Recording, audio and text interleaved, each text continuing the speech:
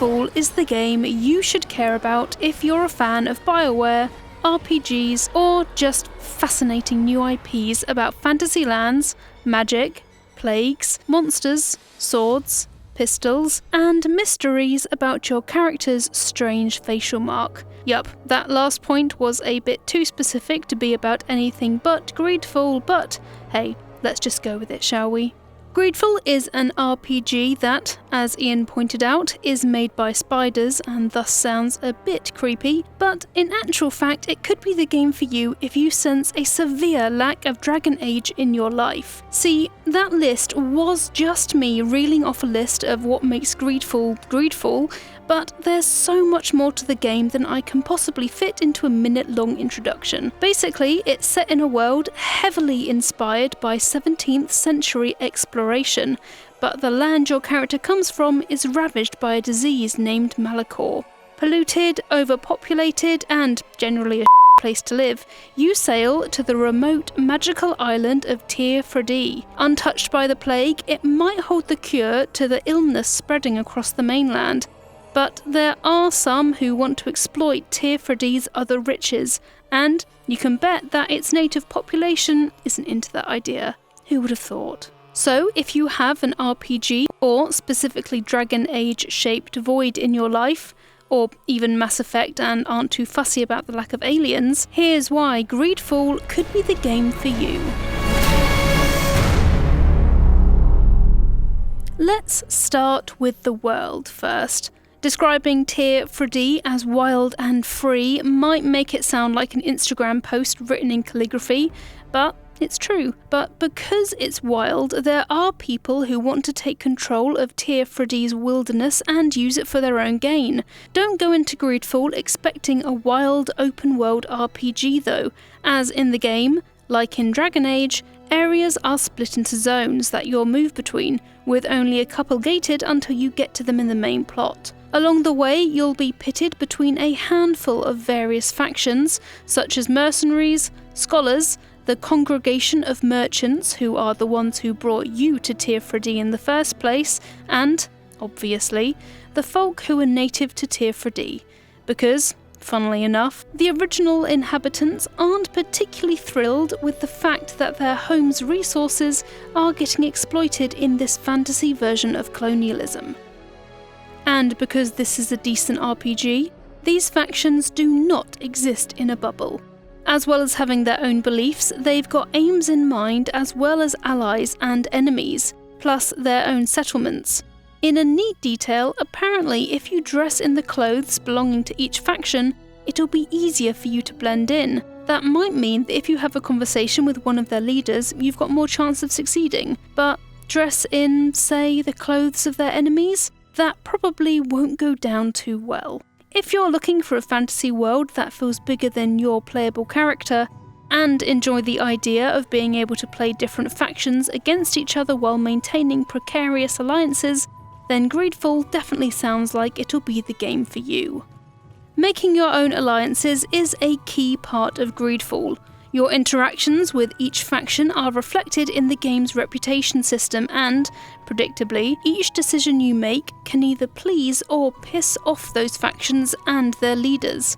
Aside from potentially changing leaders' points of view if you're truly silver-tongued, I'm not entirely sure what specific effects pleasing or pissing off the factions will have later down the line.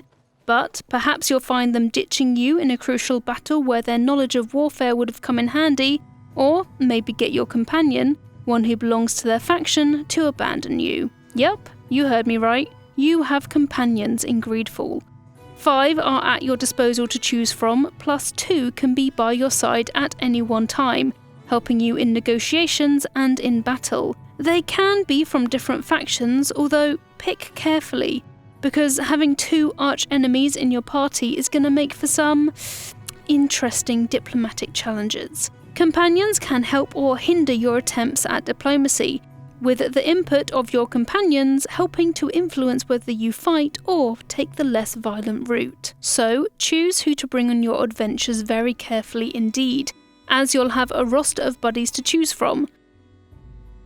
For example, it's probably a good idea to bring along someone from the faction you're cozying up to, and one of your companions can even act as a translator of the islanders' language, making sure you don't miss any important information. If they like you enough, that is. Yep, you can piss off your companions. You can betray them too.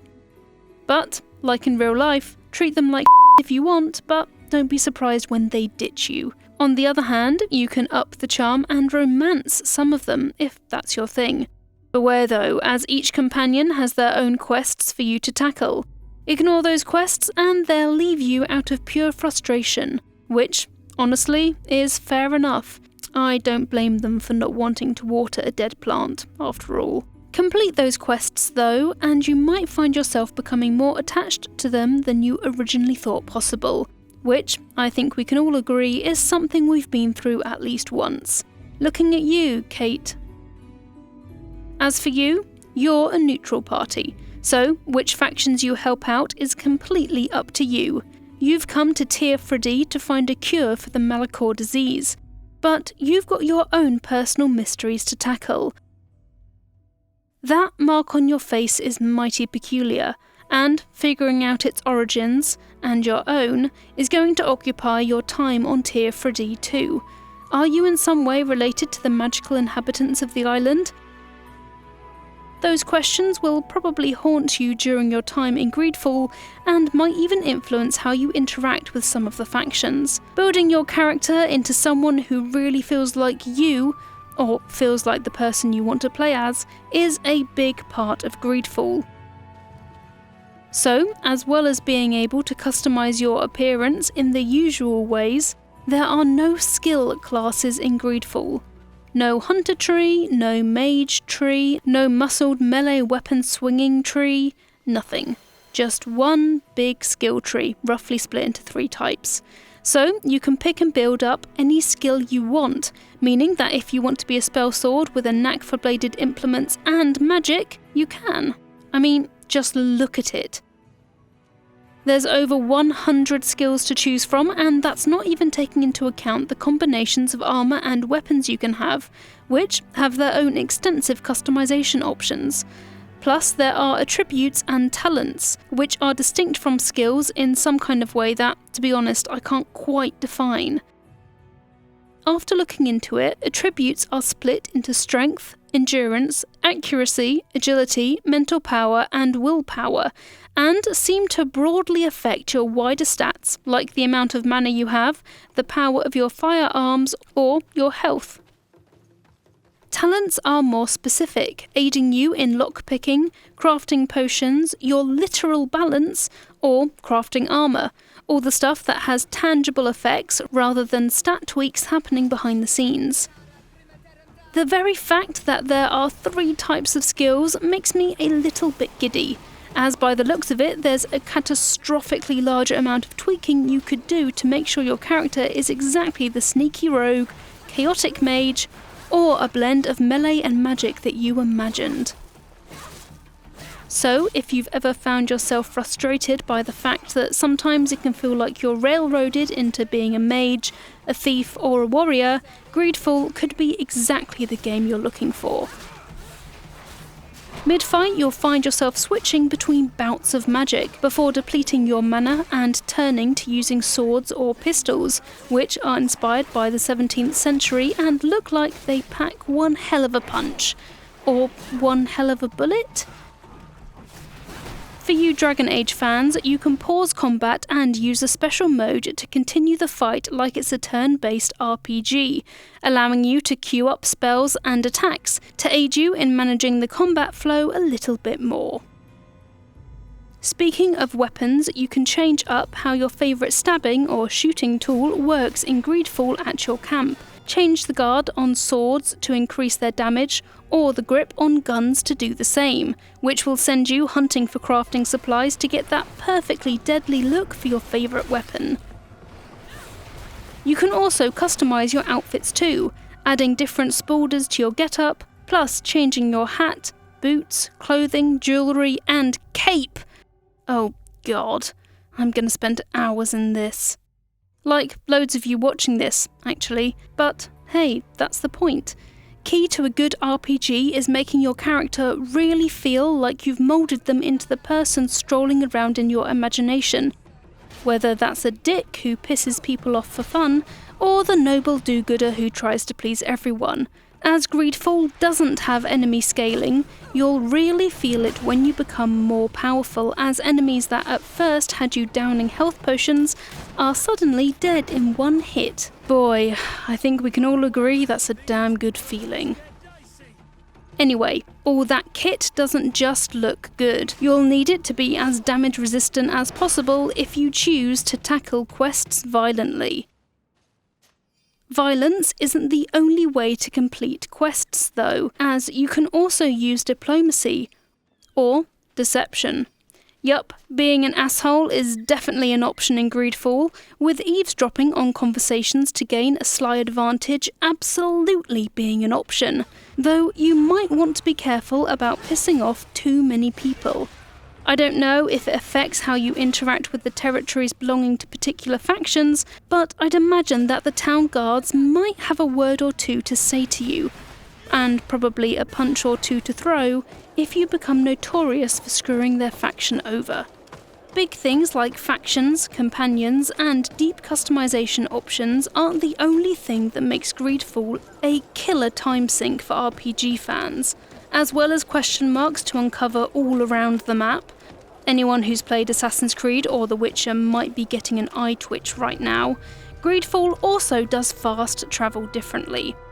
Instead of teleporting you to your chosen destination, and jumping you forward in time depending on how long your journey is, you're put in an intermediary place, where you can manage your companions and skills and visit an itinerant merchant as a kind of breather area. Don't worry, you do get told when the level is loaded, and that happens pretty quickly by the looks of it, but still, it feels quite considerate, giving you the space to make sure your kit is as you want it. It feels like a small, kind touch on the behalf of the developers, so you're not running around to 9 different places to get your stuff sorted. Instead, putting all the necessary bits and bobs in one place.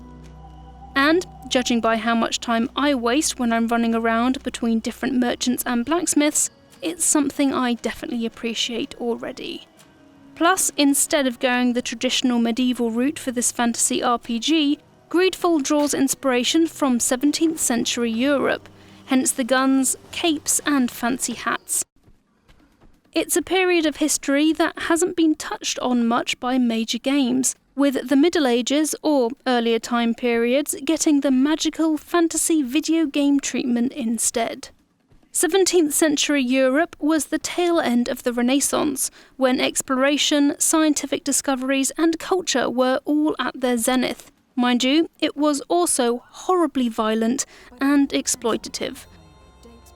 Seeing how that influx of knowledge, intellectual curiosity and violence clashes with the ancient, natural magic of Teer Fradee's native population is something to keep an eye out for in GreedFall, as the conflict between those two belief systems is sure to make one hell of a bang.